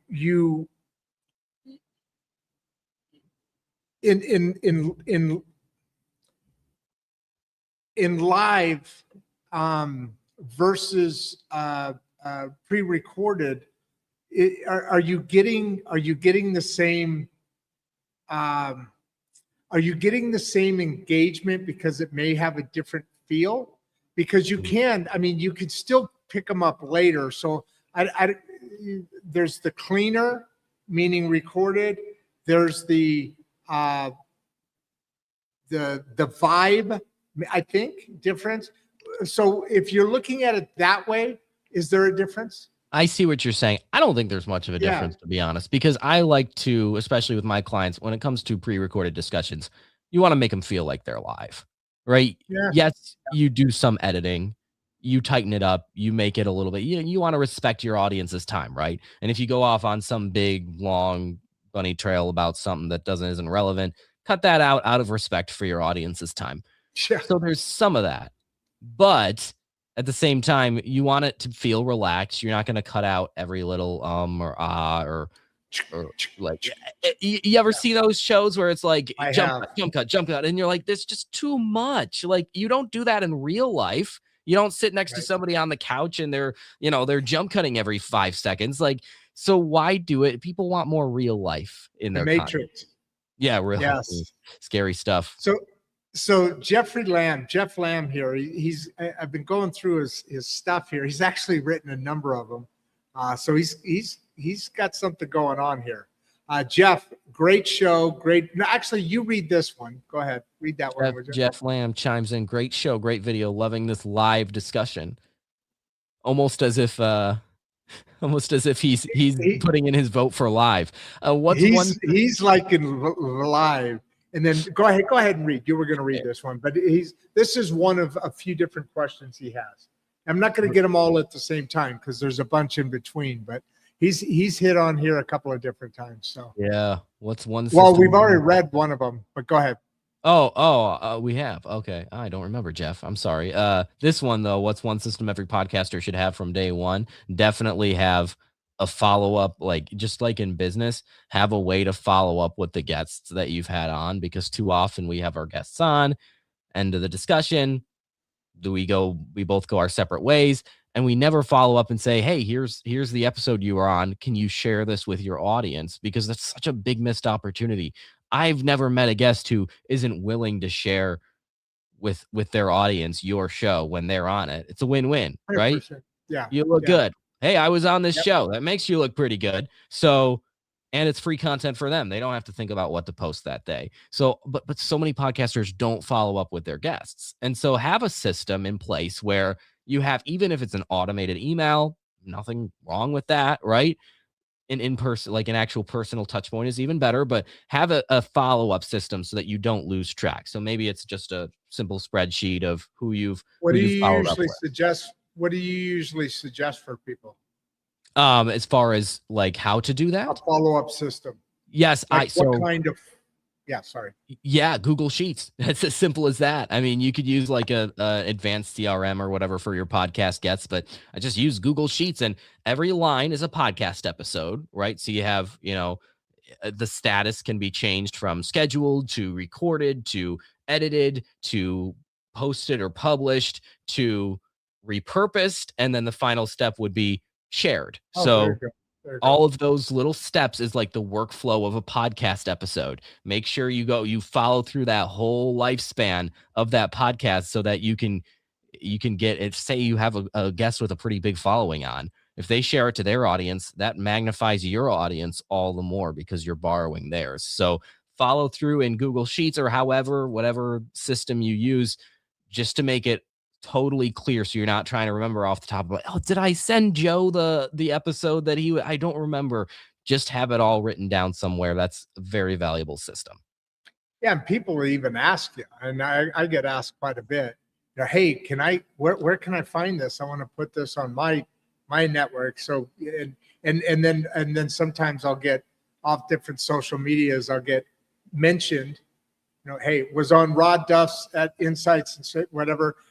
So I'll know it's going on, and then of course I'll comment on that. And then now you're going back and forth with even more, right? I mean, you're getting more out of that, and then you repost that with their post, right? Because they posted your show, and that's the kind of thing you're talking about there, isn't it? Exactly. That's momentum. You're building momentum, and you're missing opportunities to do that if you don't stay in touch with people. It's just like in business. You contact monetization. Exactly. Back to monetization, right?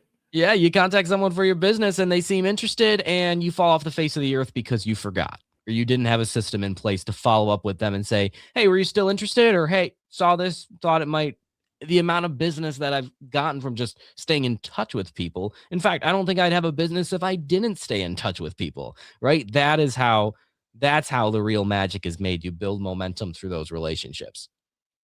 Yeah. And along the same line, and Tony, I think. Antoine looks Italian. It does. I love Italian names. I love Italian. I love Italian food too, but I love Italy. How do busy business, this kind of fits in where we are right now, so I wanted to drop this in. How do busy business owners fit podcasts into packed schedules? And you just said part of it right there. That's critical. CRM's a great thing. The pages, Excel spreadsheet is a little less functional than pages, I think, right? Yes. Yeah, you're right. More basic. Yeah. So how would you answer this young lady here? So systems in place, like we talked about, that's number one. And then batch record.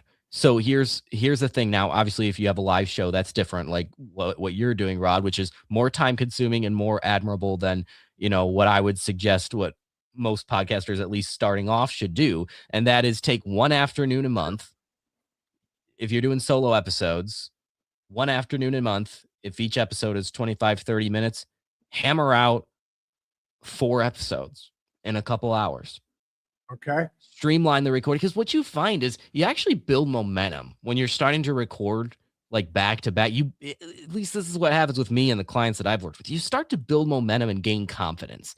There's this cost of switching tasks, right? They say that it takes you 20 minutes once you get distracted by something to fully get focused on the thing you were doing in the first place. So there's this cost of switching tasks. So if you were going to record a podcast episode every week or twice a week or whatever, and you carve out time for that, it's actually less efficient than taking one afternoon a month or maybe one full day every few months or whatever the case may be, and just have that be podcast day, podcast afternoon, whatever the case is. Hammer those episodes out, do some light editing, whatever it takes. Do it all while you build momentum, schedule it out, and now you don't have to worry about your podcast for the next month or so. That's how busy entrepreneurs do it without losing their minds, because I could imagine having to do this weekly. You'd lose your mind if you're trying to run a business on the side.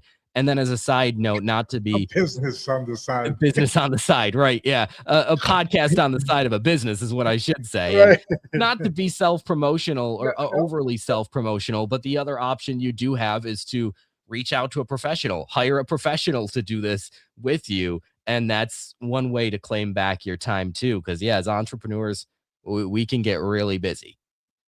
Well, now you're talking about ROI. Now you're bringing the podcast directly into the earliest conversation that we were having about how do you figure ROI? Right. That's an ROI thing, because how much as a business owner, if I was doing I did both for a minute, and that's really why I really started wrapping up my business, because I really wanted to do the podcast way more, but I kept taking away from the business to go do the podcast. And then I'd be angry at the business because I couldn't do the podcast. Yeah. And, so what you're saying, the ROI now here, that part of the conversation comes in now, because how much money am I losing by not calling customers about machinery business while I'm doing editing in the because all that stuff. But it's a lot of time and effort to do. Especially in the beginning, you newcomers, especially. Not that I'm not a newcomer. There's so much more. And I do want to talk to you later in the green room after we're done here. Great point here. There's one or two more questions, and then there's some comments I want you to read that I think you'll really like. A couple of them I really dug. But what advice would you give somebody afraid to hear their own voice? Now, I don't know if he's a funny guy, Dennis. That's a great comment. I love that. But I wanted to wait this one towards the end because it's so freaking funny. But it's true. What if you don't like and I've never liked my own voice. I've gotten used to it. But my voice is my moneymaker, so I had to. But that's a great, it's funny as hell, but is it, I guess it's true too, right? It can be, and there's nothing that says that you have to talk the whole podcast episode. In fact, if you don't like your own voice, if you don't feel confident in your voice, I Use guess his. one of two things. Use John's. You hear that voice, guys? You could That's try. a great voice. One of two things you could do, right, is you could work on that and you could, try to build confidence, which is possible, right? Hire a coach, Very a true. voice coach, if you want to go that route. The other route is just be extremely inquisitive. Just extremely inquisitive. Bring guests on. Allow them to do most of the talking for you. All the talking you're doing is just natural reactions to, hey, elaborate more about that. Now you're providing valuable content to your audience through somebody else while, minimizing the use of your voice. Now, I hope you'll get more comfortable with your voice too, Dennis, because it's a good skill to have in life, right? We want to be confident. I think it shows through to our potential clients and our clients when we don't like the sound of our own voice, right? That comes through. So it's important to work on getting more confident. But if you don't want to listen to yourself talk for 25 minutes on a solo episode, I don't blame you. Let somebody else do the talking. That's a good point. Because you can just use a couple of words here and there to get a good guest that knows that you got to set it up before. Hey, look, I want you to do most of the conversation here. I'm just going to bump you every now and then. Yes. That's how you got to handle that, right? Exactly. I mean, sometimes the most profound people are the ones who don't say a lot of words. It's true. Sometimes that's my shortcoming, is that I do 90% of the talking and my wife does 10% of the talking, but that 10% is usually pretty damn good. It's like, wow, how the hell did you get a wife that only talks 10% of the time? I'm a talker. Oh my goodness. Wow, I'm impressed. She's too good to me. She's too good.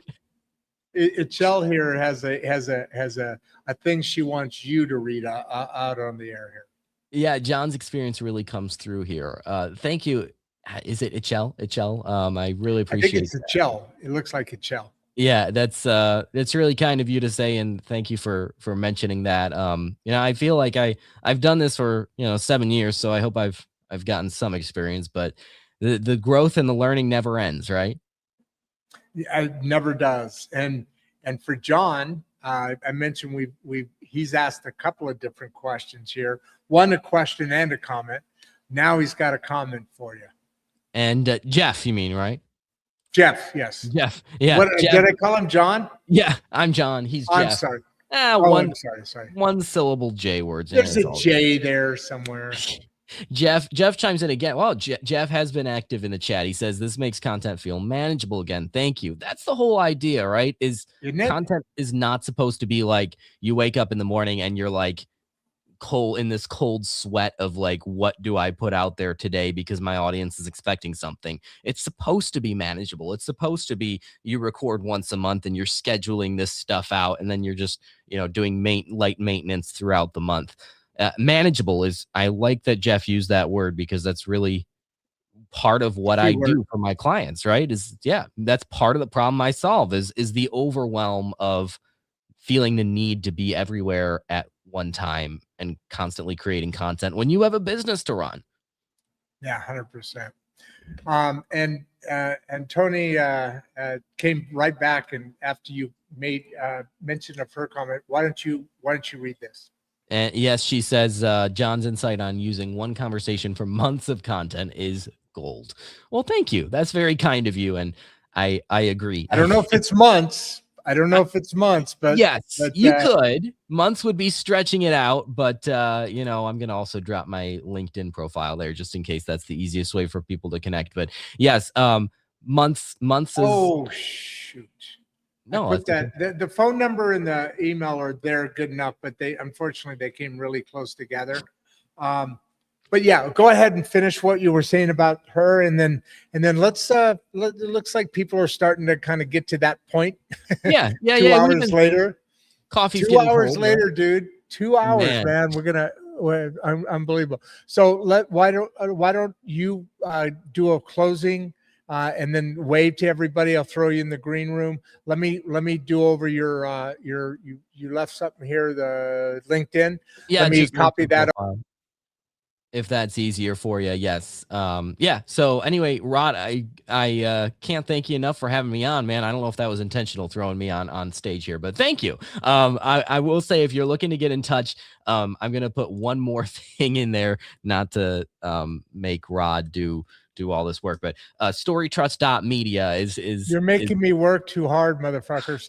sorry. Storytrust.media is where you can find more information about what I do if you're interested in creating a content creation engine for your brand, or if you just have a question. Easiest, fastest way to get in touch is either with like a DM up on LinkedIn, or an email, or even a text message up at my phone number there.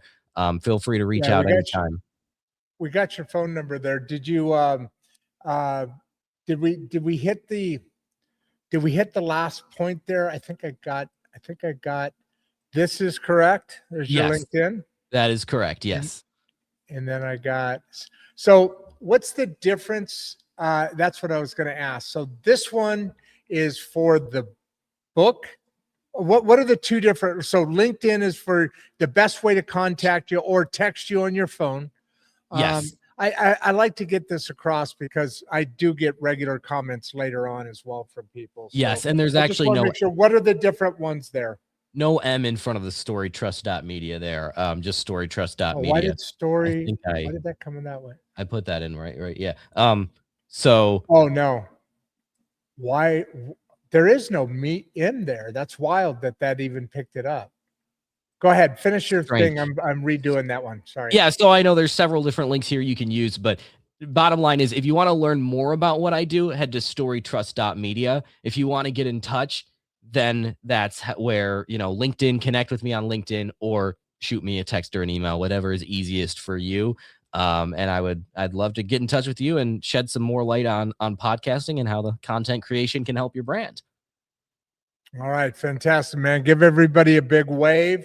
You had a nice message that obviously a lot of people were very interested in, and I'll see you on the other side. I'll put you in the green room. Stay away from the peanuts. Thank you. All right, cool. Hey, I told you, great episode. I've been, I love all these episodes that we do, and the different subjects that we cover, and what we and having the conversations with you, the audience, day in and day out, is honestly, it's a thrill. I mean, it's a blast to do, and it just brings so much to have you all here and doing what we do. So as we start to, it's that time. As we start to land this conversation, I want to slow us down for just a moment, because what Jon shared today wasn't about microphones, platforms, or production tricks. It was about permission, right? Permission to stop chasing, permission to stop feeling behind. And some really awesome points that we went through there shows you how to get that completed. Permission to build something sustainable instead of something, frankly, exhausting. One of the themes that kept coming up on this show in particular, if I remember right, as I go back through, whether we're talking about finance, education, leadership, or media, is this: most people don't lack intelligence. I mean, look at the guests we have on here day in and day out. But they do lack space. They, space to think, space to decide, space to speak in their own voice. And that's what audio does when it's done right. That's what I love about it. It gives people room to be human again, not to be perfect, certainly not polished, not packaged for an algorithm, just honest. Jon didn't come here selling a shortcut. He came here, reminding us that consistency doesn't come from pressure. It comes from rhythm, from showing up for real conversations, just like we had here. You saw how he just flowed into, folks, it's not that hard. The hardest thing to do is to start. From letting your lived experience do some of the heavy lifting. Let that be the heavy lifting. from trusting what your actual voice, it still matters. Trust that. That's a powerful idea in a time when so many people feel invisible. And here's why that matters beyond business. Because when people stop believing their voice matters, they disengage from their work, from their communities, from each other. That's why Insights and Straight Talk exists. The show isn't about volume. It's about signal. It's not about outrage. It's about orientation. It's about helping people, especially families, professionals, and business owners, regain a sense of agency in a world that profits from confusion.